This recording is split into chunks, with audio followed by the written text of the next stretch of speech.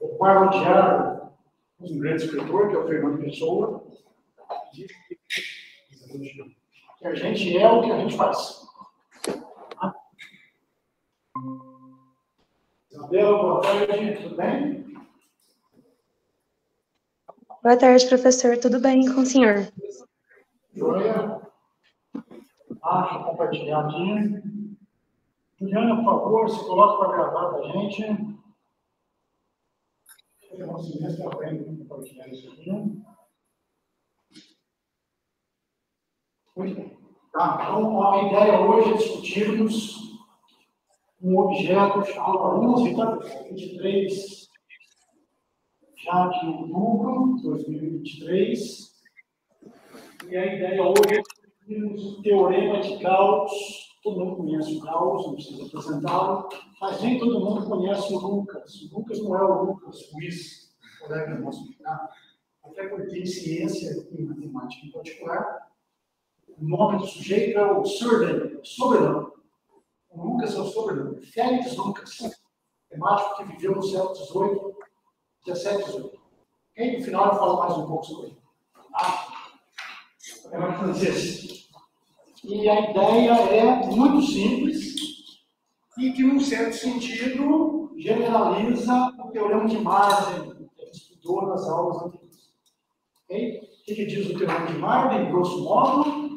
Se você tem um polinômio complexo de grau 3, e as raízes não são colineares, então elas estão nos vértices de um triângulo. Então, em particular, tem uma elipse, blá, blá, blá, mas em particular, as raízes da derivada estão no triângulo. Particular isso. Nós queremos generalizar isso para qualquer polinômio. Lembrando que eu acho que está óbvio, mas precisa dizer que o polinômio tem coeficientes complexos, tem como caso particular quando ele tem coeficientes reais. Isso também está válido. Tudo que a gente viu vale, em particular, para polinômios com coeficientes reais. Ok? Tá? Então, vamos lá.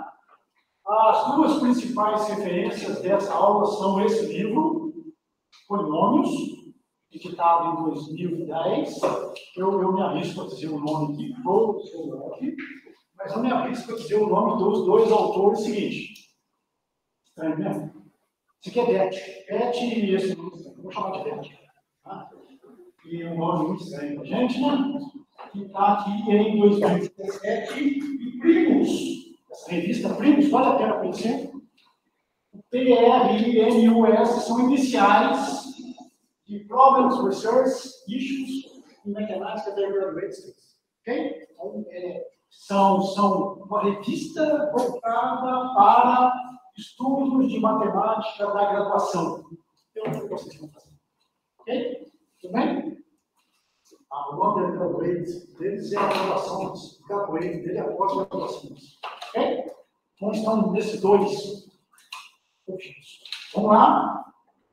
Em qualquer momento, para ter esclarecimento, não deixa eu avançar se não tiver. Pega esse polinômio aqui, gaussiano. Já está fatorado bonitinho. Me interessa as raízes. Uma raiz é o menos 2, real. Uma raiz repetida, que está no 1 real. Uma raiz simples, que está no 3 real. E uma raiz simples, que está no número 5 real. Então, todas as raízes são reais. E uma delas é repetida. Ok? O gráfico desse polinômio da sua derivada, você deriva, acha um polinômio de grau 4 e desenha o gráfico. Ok? Está aqui. Em preto, o gráfico do polinômio. Em amarelo, ou seja, porque esse é o gráfico da derivada. Então, as raízes estão aqui. Menos 2, 1, repetida, 3 e 5 em cima. E as raízes da derivada estão nesse ponto aqui, nesse ponto aqui, nesse ponto aqui, nesse ponto aqui. As 4 raízes são reais. Ok? É óbvio, né, pessoal? Quando eu tenho uma raiz dupla de P, a gente já viu atrás, né? A derivada também se anula nesse ponto. A raiz é simples e somente se a derivada naquele ponto é diferencial. Ok? Já vimos isso. Tá? Então, nesse ponto, coincidem as duas raízes. E aqui, esse ponto é a abscissa do ponto máximo local. Esse ponto é a abscissa de máximo local e esse ponto é a abscissa do mínimo local. As raízes da derivada são os pontos críticos. Ok? Máximos, mínimos ali ou inflexão. Tá? Tudo bem? Claro? Tudo bem? Claro demais, né? Então, é só para ilustrar. Então, vamos lá. Esse é um caso muito particular, que as raízes do polinômio são reais e as raízes da derivada também são reais. Mas isso serve para esquentar e servir de motivação. Vamos lá. Como as raízes da derivada são pontos críticos de P, parece razoável que elas estejam entre as raízes de P. Volta aqui. Então, aqui eu tenho duas raízes de P, do azul, eu tenho uma raiz da derivada. Essa aqui coincide, que é a raiz dupla, mas eu tenho duas raízes de P aqui, no meio eu tenho uma derivada. Duas raízes de P, no meio eu tenho uma derivada. Então, parece que as raízes da derivada estão entre as raízes de P. Tá? Esse entre, por enquanto, aqui destacado, porque no caso real está claro. A questão é um caso complexo. Ok? No caso, você não tem ordem nos números complexos. Né? Esse entre no sentido de ordenação, no certo sentido. Tá? Muito bem. De fato, isso pode ser visto na figura a seguir, onde o ponto representa a raiz de P e estrelinha as raízes do polinômio. No plano complexo. Embora aqui as raízes sejam reais, mas tem uma má intenção por trás. Então, sempre bolinha é a raiz do polinômio, mantém esse padrão, estrelinha, raiz da derivada do polinômio. Então, as raízes estão aqui, né? 2, 1 de multiplicidade 2, 3 e 5, e as raízes da derivada, aqui coincidem, né? Dá para ver, tem umas pegatinhas aqui e aqui coincidem. Ok? Então, estão entre mesmo, né? As raízes estão entre esses dois, as raízes da derivada estão entre essas duas raízes do polinômio. Estão no meio do caminho. Ok? Claro? Muito bem. Ora, mas se eu pego e somo uma constante no azul, o gráfico transada para cima ou para baixo. Eu vou somar uma constante positiva, de modo que o gráfico transada para cima. Então, o azul vai transladar. Mas quando o azul translada, eventualmente eu deixo de ter raízes, né? Por exemplo, essa raiz aqui está tangenciando. Quando eu subir um pouquinho, essa raiz já não é real. Mas se eu translado o azul, eu não mexo com a forma do azul. É só uma translação rígida. De modo que o amarelo fica o amarelo. Ou seja, as raízes do amarelo ficam, mas as raízes do azul mudam. Ok? Eu vou transladar de 80, pela escala que eu coloquei aqui. Tá? Muito bem, então é isso que eu estou dizendo. E deslocamentos verticais no gráfico de P não alteram os seus pontos críticos, que são as raízes da derivada, mas alteram as raízes do P. Exemplo, soma 80 no P, se chama de R esse novo volume. Eu somei 80. Ok? O que acontece? As raízes de R não coincidem com as raízes de P. Mas as raízes da derivada do R são exatamente as mesmas raízes da derivada do P. Porque quando você derivar isso aqui, vai dar zero. Os zeros são os mesmos. Ok? Claro, você vai mexer nas raízes do P, mas não vai mexer nas raízes da derivada. Ora, então se você voltar desenho anterior, você estava dizendo que as raízes da derivada estavam entre as raízes do P. Mas agora você vai modificar as raízes do P na reta real. Mas, de novo, a gente está no mundo complexo. Eu tenho que ir para C. Aqui é o plano complexo. Então, eixo real na horizontal, eixo imaginário na vertical. Vamos lá. Veja a figura 3. O polinômio R vai ter uma raiz real com 4 raízes complexas, porque ele tem grau 5. Tá? Como os coeficientes de R são reais, os coeficientes são reais, raízes complexas aparecem aos pares conjugados. Ok? Tá? Vamos lá. Aqui está o gráfico. Somei 80, só ficou com uma raiz real. Mas as derivadas coincidem, portanto, as raízes das novas derivadas coincidem com as raízes da derivada antiga. O que agora está entre? Complexo. Tá? Okay? As 4 raízes de R' e P' são iguais, as mesmas, né? E, portanto, É razoável que elas estejam entre as raízes de F? Se sim, como? Tá? Então, essa figura 4 me dá aqui. As raízes, as raízes de F são os pontinhos, 2 aqui conjugadas, 2 conjugadas e uma real. Ok? E as raízes do R' são as mesmas. Então, agora observa que elas estão na figura azul. Na figura azul, presta atenção na figura azul. O que é a figura azul? A figura azul é um polígono preenchido, cujos lados são dados, grosseiramente falando, pelas raízes do plano convexo. Raiz de P. Okay? No caso aqui, raiz de F. Tem uma raiz real, 2 conjugadas aqui, 2 conjugadas aqui. E as raízes de R estão. Ok? Nesse sentido que estão entre. Tá? Muito bem, mas o que acontece? Bom, a simetria vem aqui do fato do polinômio ter coeficientes reais, mas isso é um polinômio que tem coeficientes complexos. Aí as raízes não precisam aparecer complexas. Tá? Vou pegar um exemplo. Pega esse polinômio aqui, polinômio de grau de 6, com coeficientes aqui complexos, né? Aqui e aqui. Eu acho as raízes do polinômio, derivo e acho as raízes da derivada e coloco no plano complexo. Ok? Aqui. 1, 2, 3, 4, 5, 6 raízes do polinômio, as bolinhas. E 1, 2, 3, 4, 5 raízes da derivada das estrelinhas. Observe que as estrelinhas estão, entre aspas, entre as bolinhas. Ou pelo menos na região limitada por alguma das bolinhas. Ok? Presta atenção nessa figura, volta na figura anterior. Volta na figura anterior. Observe de novo. Tem uma coisa comum dessas figuras. Inclusive comum com o anterior. Atrás. No caso real. Aqui. Também comum a essa figura. Ok?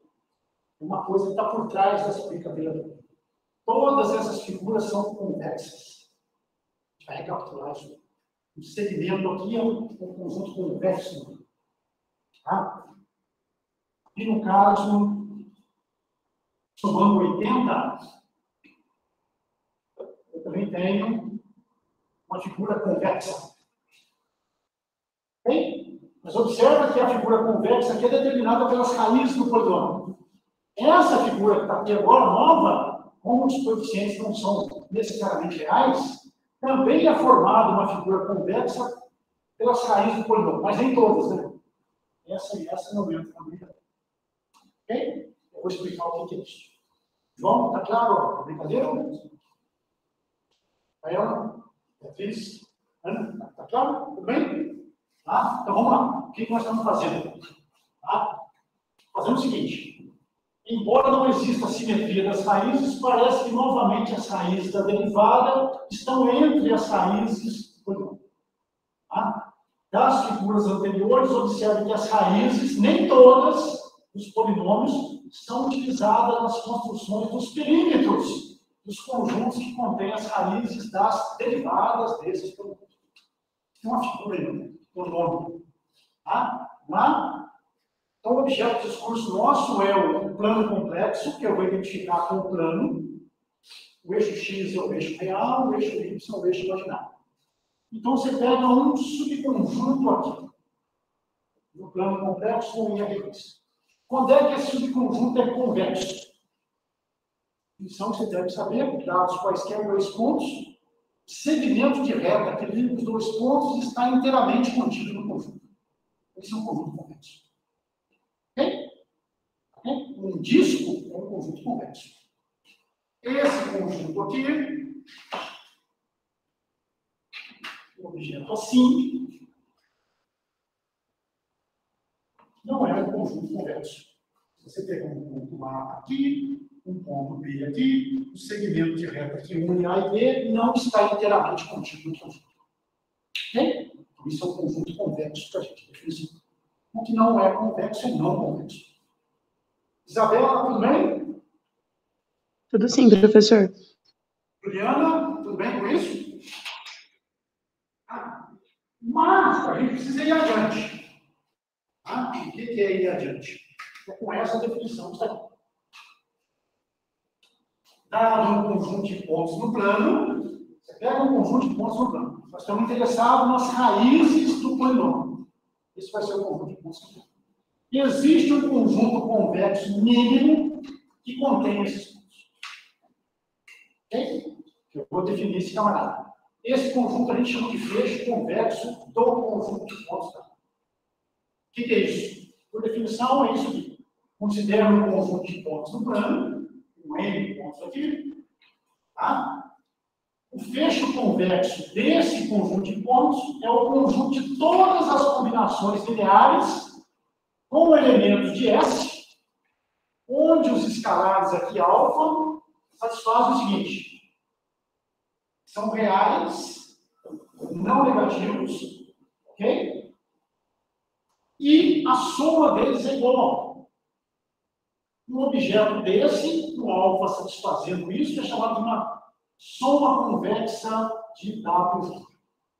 Ok? Então, o que a gente faz? Eu pego quaisquer dois pontos, ou mais pontos de S, e faço uma soma onde os escalares dessa soma são não negativos e a soma deles é igual.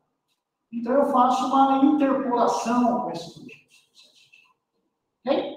O resultado disso é o que a gente chama de um fecho convexo do conjunto S. Tá? Ele é, você pode mostrar, o menor conjunto convexo, menor na inclusão que contém os pontos dados. Tá? Então, se você pegar, por exemplo, pega 4 pontos no plano. Pega 4 pontos no plano. Um ponto W1, um ponto W2, um ponto W3 e um ponto W4. Quem que é o fecho convexo? Luiz, Não? poderia escrever só um pouquinho para a direita, fazendo um favor? Ué, então escreve o negócio aqui. É. Escreve o 8. Ah, você... É. Você está me enxergando? Ah, agora sim. Está desregulado. Está diferente das vezes anteriores. Quem pega 4 pontos no plano, por exemplo, assim. O que é o fecho convexo? É o menor conjunto convexo que contém os 4 pontos. Então, vai ser um quadrilátero que tem vértice nesses 4 pontos. Esse conjunto aqui. Ok? Aí eu pego 4 pontos no plano assim. W1, W2, W3 e W4. O que eu fecho convexo desses 4 pontos? É o triângulo de vértices W1, W2 e W3. Ok? É esse aqui, o menor conjunto convexo que contém os 4 pontos. Tá? Então, você pega qualquer conjunto convexo que contém os pontos, pega a interseção de todos eles, esse é o fecho convexo. Ok? Tá claro para todo mundo? Mas a definição analítica é essa aqui. Eu pego todas as combinações lineares com os elementos do meu conjunto e onde os escalares são não negativos e a soma deles é igual. Essa é a definição. E é isso que nós vamos usar para demonstrar o principal teorema da aula. Ok? Muito bem. Tá, então vamos lá de novo. Tá? Aqui, uma observação, pode-se mostrar que o fecho convexo de um conjunto é a interseção de todos os conjuntos convexos que contêm pontos do ponto. Tá? Essa é uma maneira geométrica de você enxergar o fecho convexo. Está claro isso para a gente, tá, pessoal? Tá? Muito bem, então vamos lá. Estamos em condições de anunciar o principal teorema desta aula, que é o teorema de Gauss-Lucas. Considere um polinômio com coeficientes complexos. Caso particular, ele pode ter coeficientes reais. Deu os exemplos anteriores. Então, você tem um polinômio. Ok? Então, as raízes da derivada estão contidas no fecho convexo, que eu vou chamar de H, das raízes de dentro. Observa que o teorema de Mayer tem um caso particular. As raízes estão no triângulo, que é o fecho convexo das 3 raízes de P. Okay? Tá? Lá a gente tem mais coisas, não são apenas pontos do fecho convexo. São os vértices, de uma elipse, blá, blá, blá, blá, blá, blá. Mas estão no fecho convexo. Então isso vale em geral. Okay? Mais do que isso, eu vou demonstrar só essa primeira parte, mas isso aqui é trivial, fica para vocês. Se as raízes de P não são colineares, tá? E todas têm multiplicidade 1, nenhuma é repetida, então nenhuma das raízes está no bordo do fecho convexo. Estão no interior do fecho convexo. Ok? Tá? É o que acontece no teorema de Marder. 3 raízes distintas, então não são colineares e todas têm multiplicidade 1. Então estão dentro do triângulo. Aqui é a mesma coisa. Ok?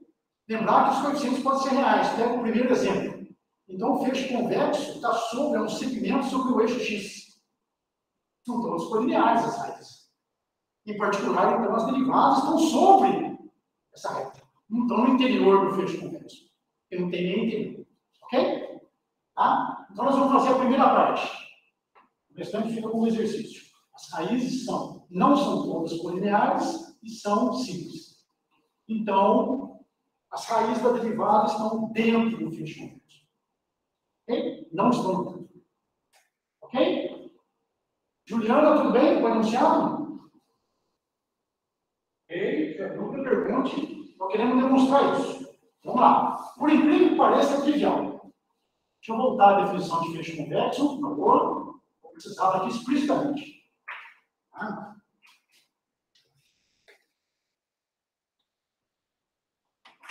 Aqui, voltando aqui. Está enxergando lá. Então, eu vou ter aqui W1, W2, W3, Wn, que é o meu conjunto S, de pontos do plano. Okay? Então, R2, que é a mesma coisa. Tá? Quem que é o fecho convexo de S? É o conjunto das somas, eu chamei ele de K igual a 1 a Pn, alfa, eu chamo de K e está errado aqui, né? Porque é J, né? Isso mesmo, né? J de 1 a N de alfa, J, W, J. À esquerda, tem todas essas somas, tá?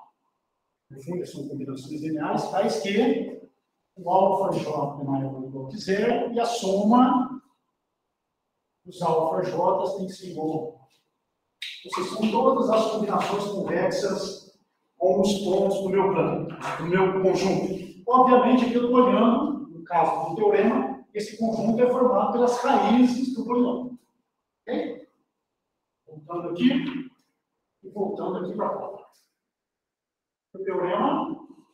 Bom, faremos a prova do teorema 1 para o caso em que P tem raízes distintas e nem todas colineares. É o primeiro caso. O restante fica como exercício. Os outros casos ficarão como exercício. Tá? Então, suponha que W1, W2, Wn são as raízes distintas de P. Esse conjunto aqui é o conjunto, em particular, é o conjunto das raízes de P. Tá? Distintas. De modo que eu posso fatorar o meu polinômio, eu vou supor que ele é drônico. Então, P de Z é Z menos W1, Z menos W2, Z menos W1. Posso escrever desse modo. Ok? Nada demais. Tá? E eu vou chamar de H o fecho convexo dessas raízes. Um H, aqui, H é o fecho convexo de W1 até W1. O que nós queremos mostrar?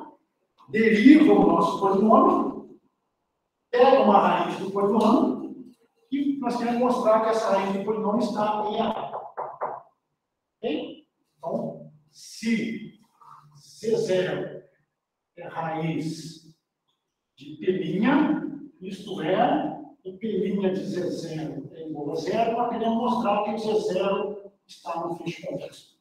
Como Z0 é arbitrário, toda a raiz da derivada estará no fecho convexo. Então, é isso que nós queremos mostrar. E para mostrar, eu vou escrever o Z0 como uma combinação convexa das raízes do meu polinômio. Ou seja, usar o AJ tem que satisfazer isso. Só. É nada. Ok? É trivial de fato. Tá? Vamos lá, continuando. 2. Muito bem. Nós vamos mostrar o primeiro passo por indução no grau do polinômio, que eu posso escrever essa função que está aqui, eu vou chamar de g de z, é o p' dividido por p, ela se escreve dessa maneira. 1 sobre z menos raiz de p. Faço uma soma disso. Okay? Isso aqui, para quem estudou, isso aqui é a derivada logarítmica do p. Isso aparece com frequência em análise complexa. Ok? Nós vamos mostrar isso. Nós vamos mostrar aqui, fazendo indução, que g de z, essa função aqui, p' de z sobre p de z, ela se escreve 1 sobre z menos w1 mais 1 sobre z menos w por i. E eu posso colocar isso na notação somatória. Porque j igual a 1 até n, 1 menos z menos w. Ok? Vou mostrar a indução no grau de. Começo com o grau 1, faço a hipótese de indução. Usando a hipótese de indução, eu mostro que vale no caso seguinte. Trivial. Vamos lá? Bom, caso n igual a 1. Caso n igual a 1, o polinômio tem grau 1. Então, ele é da forma z menos w1. Derivo com respeito a z, vai dar 1. Então, p' de z sobre p de z é 1 sobre z menos w1. E, trivialmente, está satisfeito. Ok? Vamos pegar a manha do negócio. Vamos pegar z, n igual a 2. Grau é 2. Grau é 2. Então, p de z é z menos w1, z menos w2. Derivo. Regra do produto. Derivado do primeiro vai dar 1, vai ficar z menos w2, mais o primeiro vezes a derivada do segundo. Então vai ficar z menos w2 mais z menos w1. Isso é no numerador. Divide por esse cara. Se dividir, vai ficar o numerador dividido por aquele produto. Separa essa soma em duas frações. Esse sobre esse número, mais esse sobre esse número. Esse cancela, fica 1 sobre z menos w1. Esse cancela, fica 1 mais 1 sobre z menos w2. Que é exatamente a expressão 2, no caso n igual a 2. Então, para n igual a 1 é verdadeiro, para n igual a 2 é verdadeiro. Hipótese de indução. Suponha que a escrita 2 é válida para polinômios de grau k maior do que 2. Isto é, eu coloquei um índice k aqui para dizer qual é o grau do polinômio. Se o polinômio tem grau k, então o gk de z, que é a derivada sobre o polinômio, se escreve dessa maneira. Ok? Seria hipótese de indução. O que nós queremos mostrar? Nós queremos mostrar que 2 é válida para polinômios de grau k mais 1. Então eu pego o polinômio de grau k mais 1, manipulo, uso a hipótese de indução e mostro que a expressão 2 é verdadeira. Ok? Vamos lá? Pego um polinômio de grau k mais 1. Z menos E1, W1, Z menos E2, até Z menos WK mais 1. Esse cara, tá de cá, tem grau K. Então eu chamo esse cara de PK de Z. Multiplico por Z menos WK mais 1. Ok? Então isso é o meu denominador. Quem é o numerador? É a derivada disso. O derivo é igual ao produto. P' de Z multiplica isso, mais P de Z vezes a derivada disso, que é 1. Então vai dar P de Z. Então derivando, a derivada fica P' do K de Z, Z menos WK mais 1, mais PK de Z derivada do Z menos WK mais 1, que dá 1. Vou dar esse camarada aqui. E quem que é o GK mais 1 de Z? O GK mais 1 de Z é a razão da derivada sobre o polinômio. Então vai ficar aquele número da numerador e o meu polinômio no denominador. De novo, separo a soma aqui em duas frações, né? Essa sobre esse, mais esse sobre esse. Ok? Então, esse camarada sobre a fração, mais esse sobre uma fração. Aqui cancela, fica PK mais 1 sobre PK, aqui cancela o PK, fica esse camarada. Mas esse eu uso a hipótese de indução. Ok? Então isso se escreve da maneira que a gente precisa. Tira os parênteses e acabou. Ok? Isso é válido para polinômio de grau mais 1. Ok? Não, demais. A última igualdade foi utilizada aqui para cá, nessa expressão, utilizei a hipótese de indução, está aqui entre parênteses. Tá? Muito bem. E aí, portanto, eu escrevo dessa maneira, e é exatamente a expressão disso. Essa é a minha expressão disso. Ok? Posso escrever dessa maneira. A tal derivada logarítmica do polinômio. Tá? Muito bem. Com isso, acabou. Por que acabou? Tá? Suponha que você tenha um ponto do plano complexo que é a raiz da derivada. Se ele é a raiz da derivada, ele não é a raiz do polinômio, porque as raízes são simples. Então, ele anula o numerador, mas não anula o denominador. Ok? Ok? Então, P' é raiz, Z0 é raiz de P', sem somente ser o G de Z0 se anula. O G de Z0 é onde anula o numerador. Ok? Claro? Tá? Bom, lembremos que neste caso as raízes são simples, o P não se anula em Z0. Então os denominadores estão tudo bem definidos. Ok? Tá? Lá, então acabou. Para J de 1 até N, como é que eu posso escrever? Lembrar que cada um desses caras estão aqui, na escrita do G de Z. Ok? Como é que eu posso escrever 1 sobre Z menos WJ? Eu multiplico e divido pelo complexo conjugado. Complexo conjugado da diferença é a diferença dos complexos conjugados. Então, o complexo conjugado do denominador, Z menos WJ barra, fica Z barra menos WJ barra. Então, eu multiplico e divido pelo complexo conjugado. Quando eu multiplicar e dividir, o numerador fica Z barra menos WJ barra, e aqui eu tenho um número complexo e o seu complexo conjugado. Vai dar o quadrado do módulo. O quadrado do módulo dele. Ok? Então, onde aparecer essa razão, eu posso trocar por essa razão. Ora, mas essa razão aparece em 2. Eu tenho N razões desse tipo. Eu troco cada uma delas por essa respectiva escrita da direita. Ok? Fazendo isso, como é que eu posso escrever o 2? O 2 é a soma dessas razões. Então, vai ficar uma soma dessas novas razões. Eu posso trocar aqui 1 sobre C menos WJ, que é o termo da minha soma, por C barra menos WJ barra sobre o quadrado do módulo de C menos WJ. Nada demais, é isso. Só multiplicamos e dividimos pelo complexo conjugado.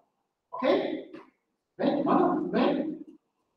Nada demais. Ok? Muito bem, mas o que é a hipótese nossa? Z0 é uma raiz da derivada. Significa dizer que ele anula o G. Então, o G aplicado no Z0 dá zero. Então, essa soma aqui, quando eu trocar Z por Z0, dá zero. Ok? Vou fazer isso aqui. Z0 é uma raiz de P', assim, G de Z0 é zero. Então, G de Z0 é zero, substituo zero aqui. Vai ficar Z0 conjugado menos WJ conjugado, quadrado do módulo de Z0 menos WJ. Ok? Agora, aqui no somatório, eu tenho uma diferença do numerador dividida por esse número. Eu separo as diferenças. Ok? Vai ficar a soma do Z0 sobre esse negócio, menos, em evidência, a soma do WJ barra sobre esse número. Nada demais. Separamos só na somatória da diferença, a diferença do somatório. Ok? Tudo bem? Nada demais, né? Ora, mas você tem um número aqui, subtraído desse número e dá zero. Significa dizer isso? Isso é igual. Então, essa soma aqui tem que ser igual a essa soma aqui para dar zero. Então, eu posso usar disso. Portanto, o Z0 anula o G, sem somente ser aqueles dois números iguais. Ok? Nada demais. Agora o que vem pela frente é truque. Truquezinho simples. O que eu vou fazer? Observa que no índice da esquerda aqui, esses índices são, a gente chama de mudos, né? Eu posso trocar de nome. Então eu vou chamar de L, essa soma vai ser em L, para não confundir, e essa soma em J. Então aqui vai ficar a soma do L de 1 até N, e aqui vai entrar L. Não mudou nada, só mudou o índice. A maneira de denotar o índice. Ok? E eu vou tomar o complexo conjugado aqui, e vai ser igual ao complexo conjugado aqui. O que é o complexo conjugado da soma? É a soma dos complexos conjugados. Então, esse complexo passa para dentro. E aqui vai ficar o complexo conjugado dessa razão. É a razão dos complexos conjugados. Mas o denominador é real, é um módulo de alguma coisa. O complexo conjugado é ele mesmo. Então vai ficar o complexo conjugado Z0 conjugado. Vai ficar Z0. A mesma coisa aqui vai ficar WJ e aqui é real. Então aqui está a brincadeira. Mudando o índice do somatório aqui do membro da esquerda, eu vou chamar de L, e tomando a conjugação complexa em ambos os membros, essa igualdade aqui se escreve dessa forma que está aqui. Então, em vez de J, eu estou chamando de L aqui, para não confundir. E aqui eu mantenho, tomei o complexo conjugado da isso, tomei o complexo conjugado da isso. Ou seja, Z0 é 0 de G, portanto, raiz de P', sem somente ser isso aqui embaixo. Ok? Ora, mas essa soma lá em cima, ou essa aqui, é no índice L, ou no índice J. O Z0 barra não tem nada com isso. Eu posso sair do somatório. Ok? Não faz. Você coloca evidência aí na soma. Ele sai da soma. Então, o Z0 sai da soma. E agora eu divido a soma restante aqui. Então, o Z0 se escreve de uma certa maneira, igual a alguma coisa. Ok? Vamos lá? Eu escrevo assim. O Z0 sai da soma. Esse cara está com o denominador ao quadrado, passa para o numerador com menos 2, né? Esse cara está com o denominador ao quadrado, passa para o numerador com menos 2. Não mudou nada. Agora divido por essa soma. O Z0 se escreve de uma certa maneira. Tá? Tudo continha bichuruca de perto e mais.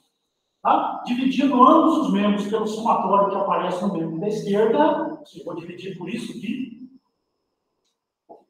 segue que o Z0 se escreve dessa maneira aqui. O somatório veio aqui. Ok? Eu vou chamar esse objeto aqui de alfa. Então, observe que o Z0 é uma soma de alfa J, W e J. J de 1 até N. Okay? É uma combinação linear das raízes do polinômio. Lembrar que Z0 é a raiz da derivada. O que falta mostrar? Que esses WJ que estão aqui, para todos J, são não negativos, e a soma deles é 1. Portanto, o Z0 é uma combinação convexa das raízes do polinômio. Portanto, qualquer raiz da derivada, que é o Z0, é uma combinação convexa das raízes do polinômio. Portanto, o Z0 é um fecho convexo das raízes do polinômio. Bom, que os alfa-J aqui, os alfa-J são esses caras aqui. Que eles são não nulos, é imediato. Porque eles são não negativos, é imediato. Porque eles são razões de módulos de números complexos. Módulo de número complexo é maior ou igual a zero. Soma delas é maior ou igual a zero. Razões é maior ou igual a zero. Portanto, os alfa-J são maiores ou iguais a zero. Ok? Tá claro? Para todos os jogos. Porque aqui é módulo e aqui é módulo. Portanto, o alfa-J é maior ou igual a zero. Tá? O alfa-J é maior ou igual a zero para todos os jogos. Agora tem que mostrar a soma deles. Soma aqui de J de 1 até N. Quando eu somar de J de 1 até N, eu estou somando os numeradores de 1 até N. Os denominadores podem sair, né? E vão ficar iguais as somas. Né? Okay? Essa escrita aqui, quando eu somar de 1 até N, é igual a essa escrita aqui, quando eu já estou somando de 1 até N. Portanto, a soma dos alfa-J é trivialmente igual. Ok? Portanto, o Z0 é uma raiz da derivada e é uma combinação convexa das raízes do polinômio. Tá? Concluímos assim que Z0 está no fecho convexo das raízes do polinômio. Ou seja, Z0 pertence ao fecho convexo de P, terminando a prova do teorema. Nada demais. Nada demais. Ok? Só aplicar a definição de fecho convexo. Não. Tá? Algumas observações. Tá? Teorema 1. Por que chama de teorema de Gauss-Lucas? Porque, de fato, o primeiro registro que se tem na história foi que Gauss escreveu esse resultado dando uma interpretação física para esses objetos que aparecem aqui, ligado com algum tipo de campo de vetor. Tá? Nessa época, em 1836 e 1846. Aparentemente, o Félix Lucas não conhecia o trabalho de Gauss. Lembrar que a comunicação era outra coisa naquele tempo, né, pessoal? E provou o mesmo teorema um tempo depois, em 1870. Tá? E também deu uma interpretação física para esses objetos. Tá? Esse teorema que nós estamos demonstrando, que é muito simples, não aparece na maioria dos livros didáticos da graduação que envolvam o cálculo complexo ou que a gente chama de análise complexa. Por incrível que pareça. Não aparece. Tá? E eu quero comentar, existem várias outras maneiras de demonstrar esse teorema. Uma delas, é o que nós fizemos, a outra, só com argumentos geométricos, só usando desenhozinho, etc., bonitinha. E a mais interessante, mas nós não vamos fazer, é a como o Gauss fez e como o Lucas fez. Dando uma interpretação física para os objetos envolvidos e associando eles com o campo de vetores. Tá? Um campo de vetores de Cogel, um campo de vetor, e você mostra, simplesmente analisando o campo de vetores, que, de fato, as raízes da derivada têm que estar no fecho complexo das raízes. Tá? Esse teorema pode ser estendido para outro tipo de função, mas, em particular, vale o primeiro momento para polínomos. Tá? Em resumo, o teorema de Gauss-Lucas é um belo resultado. Ele trata da restrição das localizações dos pontos críticos de um polinômio. Lembrar que o ponto crítico do polinômio são as raízes da derivada, em termos das raízes do polinômio no plano complexo. Então, não tem liberdade, tá, pessoal? Uma vez que você tem um polinômio, você tem as raízes, plota as raízes, acha o fecho convexo, as raízes da derivada têm que estar nesse fecho convexo. Ok? Não tem outro jeito. Outra forma. Isso vale, inclusive, quando os coeficientes são reais, as raízes são todas reais, e as raízes da derivada também são todas reais. É aquele primeiro exemplozinho. Nesse caso, o fecho convexo é um segmento. Então, as raízes da derivada têm que estar nesse segmento. Ok? Muito bem, com isso a gente termina a aula de hoje. É trivial, de fato, surpreendente, né? E a chave de envio parece uma trivialidade, né? Hoje, votar, mas nem sempre foi assim. E aqui, o cidadão aqui com o megafone, tá? Volte para suas casas, o povo é ilegal. Okay? Ilegal tentar votar. Não pode isso. No passado recente, a gente passou por isso. Tá? Vocês não fazem ideia de como é que é aqui na América Latina.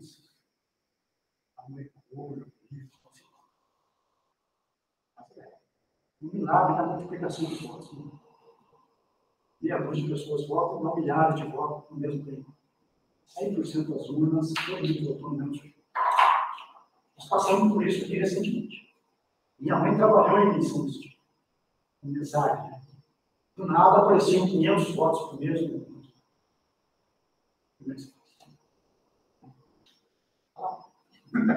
Mas a gente tinha 500 pessoas para votar naquela sessão. Isso é uma conquista recente nossa e que a gente deve valorizar.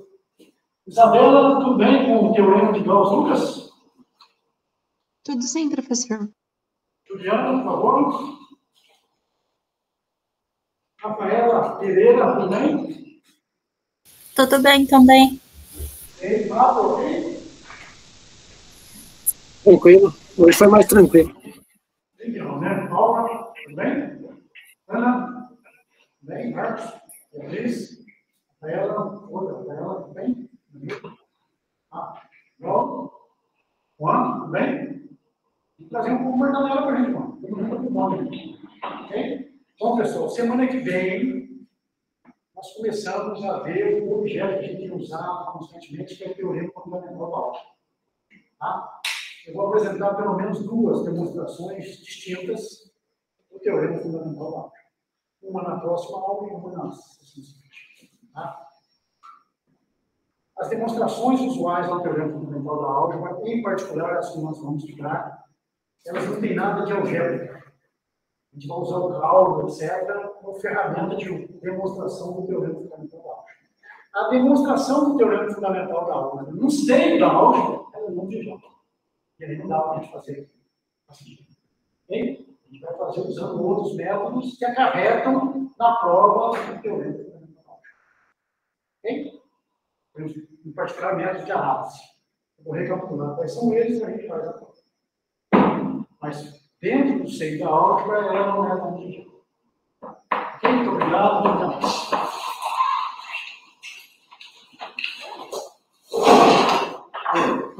Tchau, tchau.